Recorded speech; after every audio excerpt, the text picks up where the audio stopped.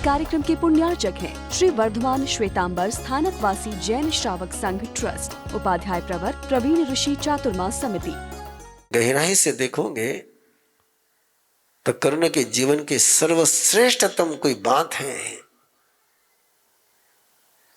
तो मैत्री की भक्ति। श्री कृष्ण ने कहा करके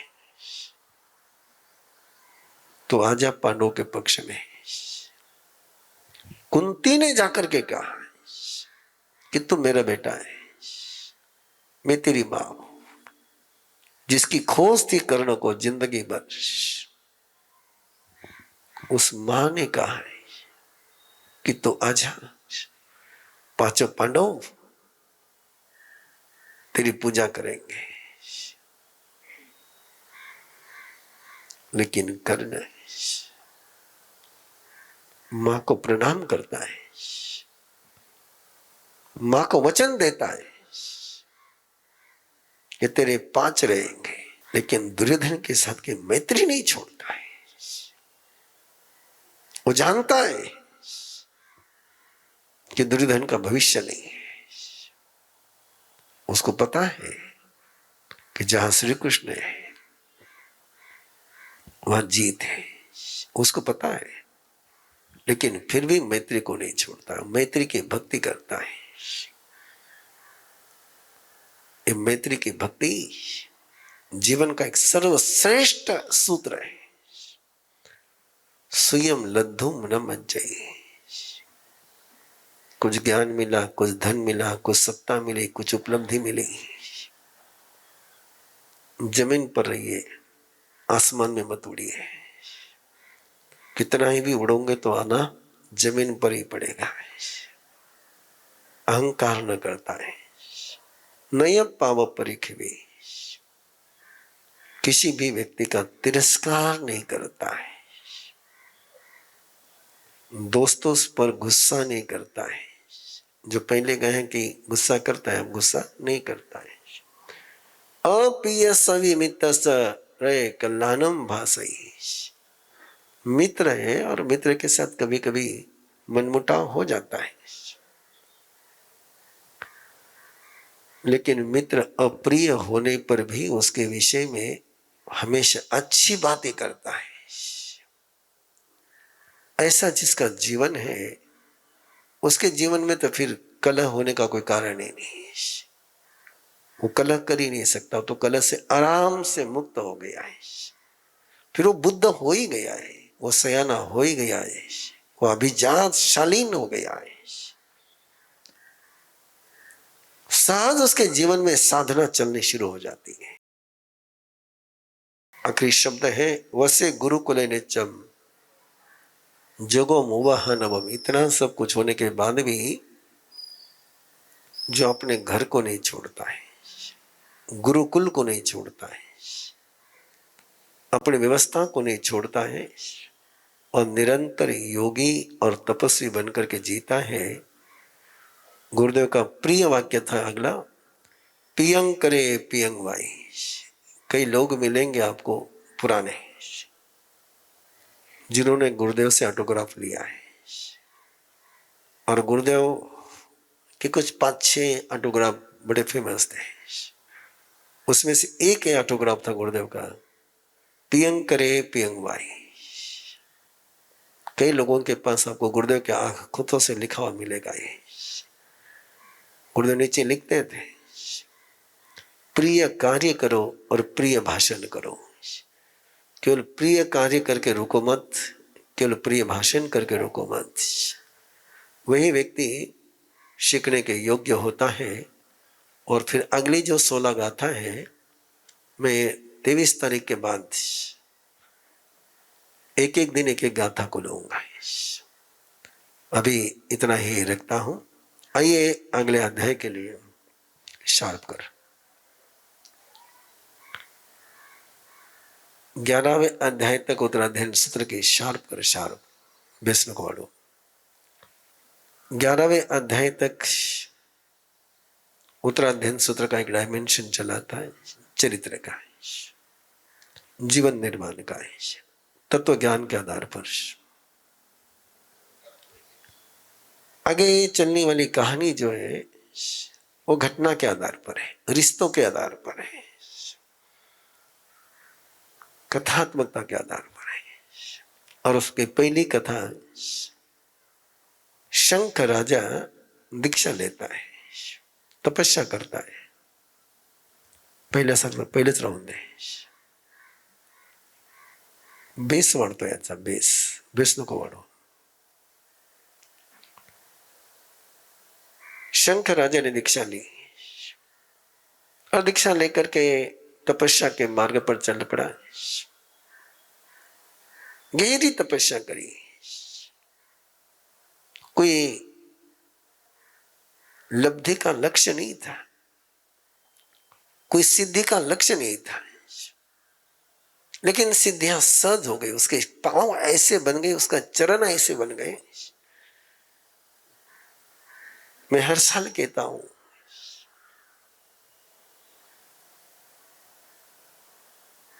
उन लोगों की चर्चा बहुत हो जाती है कि जो मंजिल पर पहुंच गए,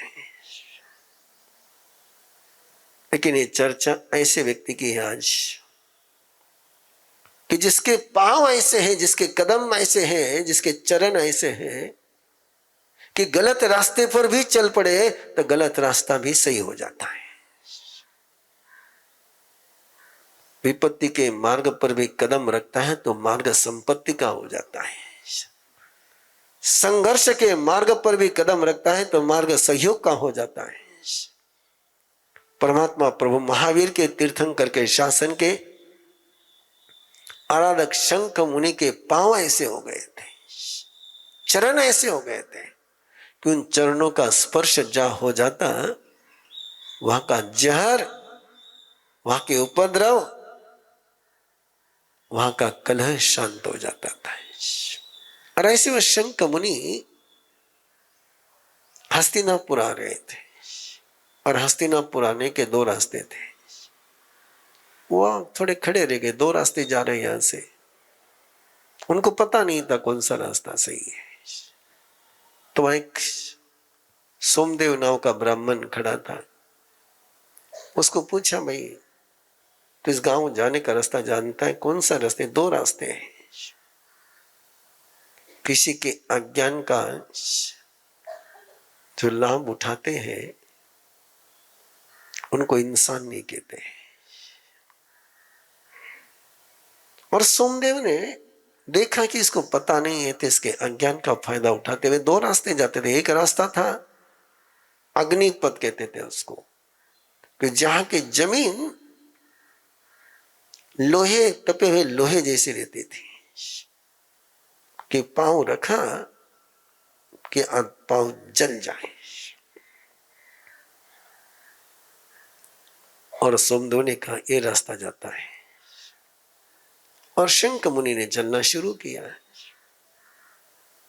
मंगल पथ होना चाहिए कि मंगल चरण होने चाहिए, सवाल स्वयं को पूछते चले जाए। मंगल मुहूर्त होना चाहिए कि मंगल व्यक्ति होना चाहिए, ये सवाल स्वयं को पूछते चले जाए। अनुष्ठान मंगल होना चाहिए कि करने वाला मंगल होना चाहिए, ये सवाल स्वयं को पूछते चले जाए। और सोमदेव को आश्चर्य हुआ कि शंख मुनि चल पड़े, उस रास्ते पर चल पड़े जिस रास्ते पर कोई कदम नहीं रख सकता था, और वो आराम से चल रहे।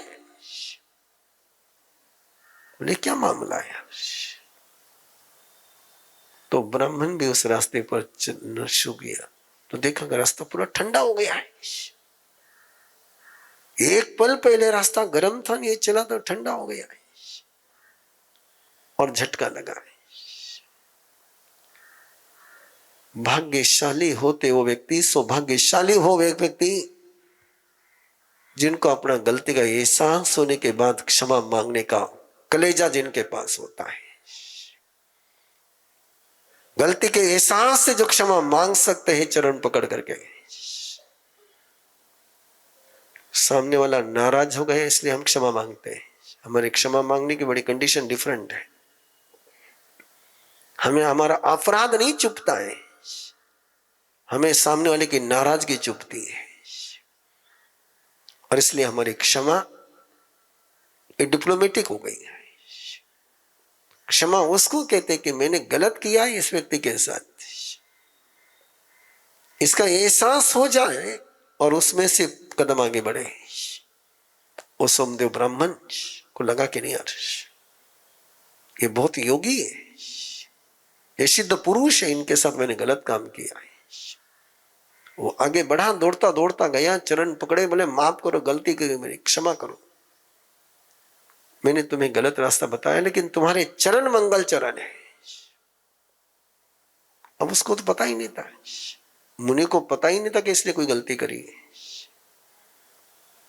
और मुनि को पता ना होते उसने गलती कबूल करी तो मुनि के तो चरण भी मंगल थे, और मुनि का हाथ भी मंगल था, और मुनि के नजर भी मंगल थी, और मुनि के वचन भी मंगल थे। उन्होंने सहज उसको कहा तुझे जिंदगी में मंगल रहा चाहिए तो तू मंगल क्यों नहीं बनता है? तेरा जीवन भी ऐसा हो सकता है। और उस ब्राह्मण को लगा ये मुझे ऐसा बना सकते हैं, और उसने दीक्षा ले ली, संयमी बन गया। लेकिन संयमी बनने के बाद भी जिस कुल में जन्म लिया उसका अहंकार नहीं गया है।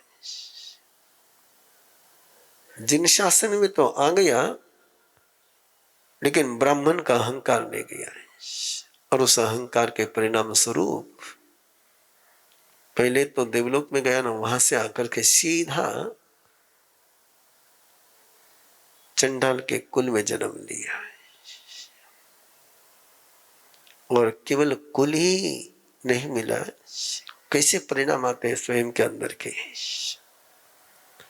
स्वयं के अंदर हम जो सोचते हैं, जो इस इमोशन में रहते हैं, जिस परसेप्शन में रहते हैं, वही बीज बनते हैं, वही कर्म है, और वही आगे कहीं फलित हुआ, उसका नाम हरिकेशी रखा गया है। शरीर भी विद्रूप, नेचर भी वैसा ही, पिछले जन्म के वो संस्कार, इस समय परिस्थितियां भी वैसी हो गई, नेचर मनस्थिति भी वैसी हो गई, शरीर भी वैसा हो गया। पिछले जन्म में तो केवल भावनाएं थी, लेकिन इस जन्म में तन भी वैसा, मन भी वैसा, और परिस्थितियां भी वैसी।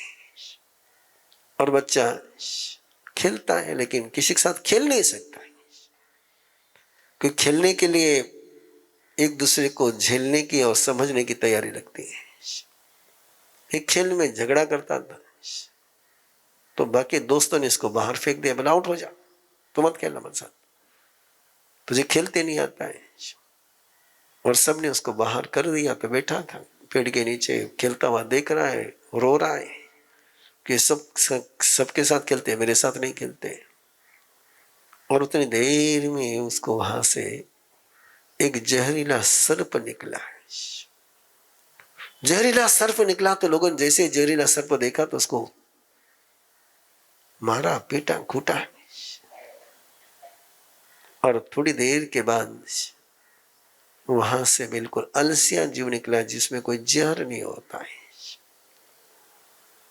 लोगों ने उसको उठा करके छाव में रखा है, और हरिकेशी जो पिछले जन्म का साधक था, तन तो नहीं बदला लेकिन मन बदल गया, बोध हो गया, अरे